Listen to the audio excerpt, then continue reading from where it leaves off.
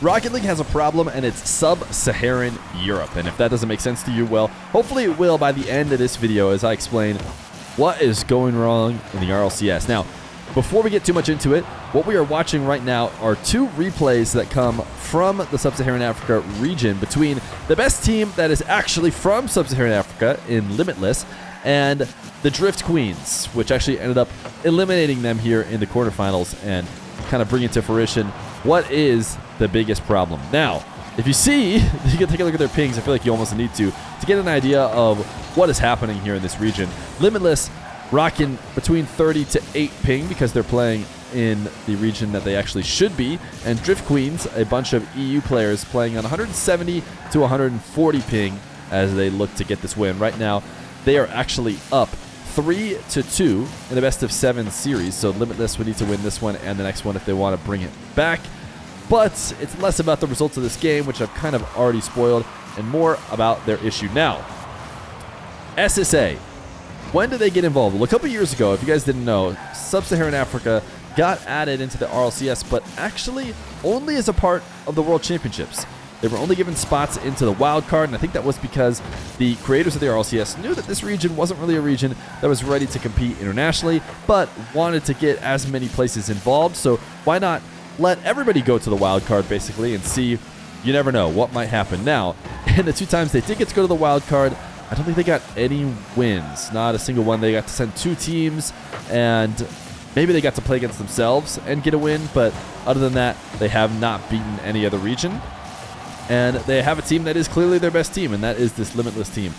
Now, the big changes that everyone was calling for before this most recent season is they wanted to get SSA involved in majors, wanted to give them more chances to maybe improve, and I think that's, people were almost using it, if you ask me, as part of a package deal that they wanted to improve majors a bunch. Like they wanted Mina to have a spot, or Mina number 2, and then people would say, well, you got to give at least SSA at least one, and maybe we add a bunch more spots because we want to make the tournament just bigger.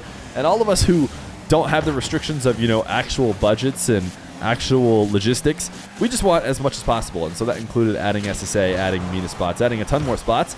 The reality is that what they ended up going with is adding an SSA spot, adding a Mina spot, but removing NA and EU, making EU even harder to get into and make it in through the major. Now, I'm not sure if that's necessarily what has led to the problem that shows up here in this second major in SSA, but it could be. But these teams are really not the ones that were fighting for that 5th spot in EU anyways. So you guys might remember a team called Young Money Clan, who played in the Major 1 set of qualifiers, Qualifier 1, 2, and 3, who lost in the grand finals to Limitless and basically were out of it. You know, they weren't going to be able to stop Limitless from playing well in Qualifier 3, and they were not going to be able to make the major, which was, of course, their dream to do, but they get to play on low ping, and they don't have to just forever play on SSA.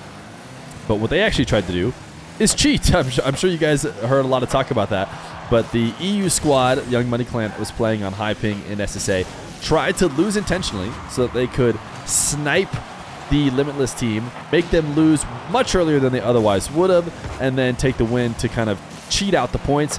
Well, they were caught. They were caught and they were banned, but I think that they were the beginning of a wave. What EU saw when they saw Young Money Clan, a bunch of players that they knew of and probably knew that they were better than, almost making it to major. They said, wait a second, there are players making major from my region, or essentially being close to making major, and that could be me. So a bunch of EU teams, it seems like, added in for this Major 2 to try and play on high ping and take down the SSA squads. Now, the hope was that Limitless was just going to be strong enough. Even as everybody said, well, I'm not sure how I feel about these changes. The idea was maybe a Limitless, who's on low ping and still a decently good team, could prevent the EU overtake, but this is the results that has now made that not the case. Limitless have finished tied for 5th, I should say, eliminated by Drift Queens. And in fact, every single quarterfinal matchup in this SSA regional was an EU team versus an SSA team, and in every single case, an EU team won. So the top 4 of SSA is EU, and it's not even EU number 5. It's not like these teams that are doing it are the teams that would have had that previous spot. These are teams who know for sure they stand no chance at not only making EU top 5, because I think the EU players would probably be fine making regionals. These are the EU teams that know that they won't even be able to make the weekends on the European tournaments, so they're saying, screw it, we'll just go to SSA, and we might even make a major. And I don't think this is how they want Rocket League to be played. This one's going to hit the ground. Actually, Limitless did win this one. We were watching Sweaty POV, but this one goes to Game 7 between Drift Queens and Limitless, and we'll go check that out now as we talk about it a bit more. So now we're on RevZ POV as we watch Game 7 of Limitless falling to the EU Invaders. But I actually, even though we're going to watch this, this felt like the more appropriate game to watch because it was the real SSA team, you know, probably getting eliminated from their chances at making major. They could have a couple good follow-ups, but really in a one-bid region, you kind of have to be probably in the grand finals almost every time, or top 4 at the very least to have a chance. So the reality is we probably are going to see an EU team at the major. And in fact, the one we're probably going to see is the one that won it, which is actually VK Salen, which is somebody you might remember, as well as, you know, I think a couple Spanish buddies of his, 2 of which, you know, him and one of his buddies that moved to SSA. And this is another thing that I want to talk about, that I think it's going to be tough to actually fix this issue, because what Young Money Clan did is they opened a can of worms. Now, VK Salen and his team is 2/3 in SSA, so when we go and look at the replays, you'll see that they have like 8 ping, and one of them has 140 or 170, you know, whatever it ends up being. But they won, and I think what they realized is they could move to SSA and make the SSA spot in EU number 5 seed. Now, we've seen this kind of in other regions. We've seen a couple different players go to APAC. APAC has kind of had this problem, but it hasn't been nearly as bad because I don't think that they're as hard to or as easy to take over. I think APAC is fairly strong. I don't think you could do it from, you know, high ping, not playing in the actual region. You probably have to go to the region if you want to try and take down those teams, whereas SSA can do it from far away. But now, even if they go back to restrictions on the region that you play in, and I think they almost definitely have to, right?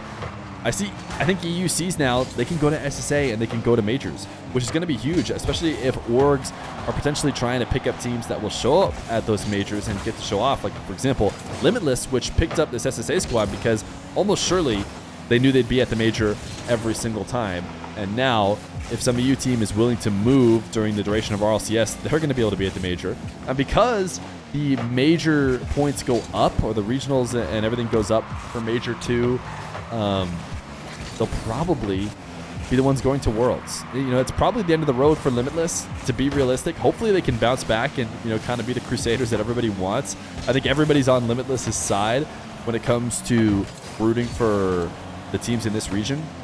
What's going to end up happening now is we're going to have an EU like 20 seed, you know, not even an EU 5 seed, an EU much lower seed. They're going to go to majors.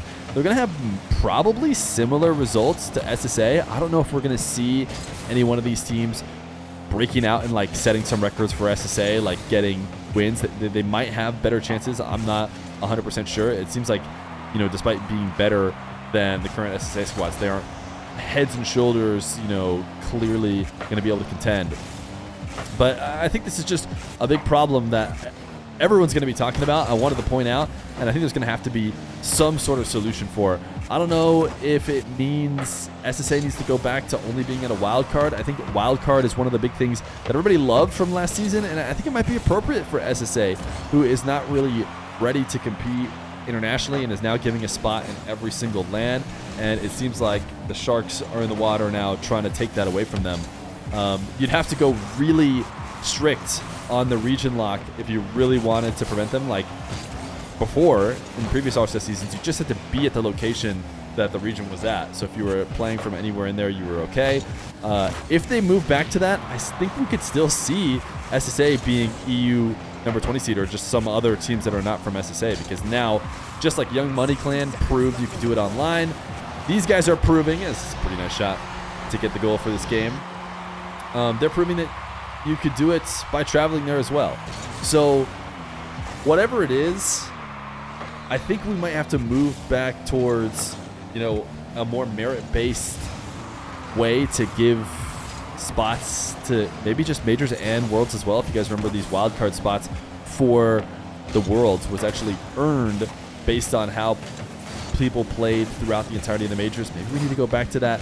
And I wouldn't mind giving EU more spots. You know, it's a big discussion between, do we want as much coverage with the entire world as possible, or do we want the strongest events we could possibly get?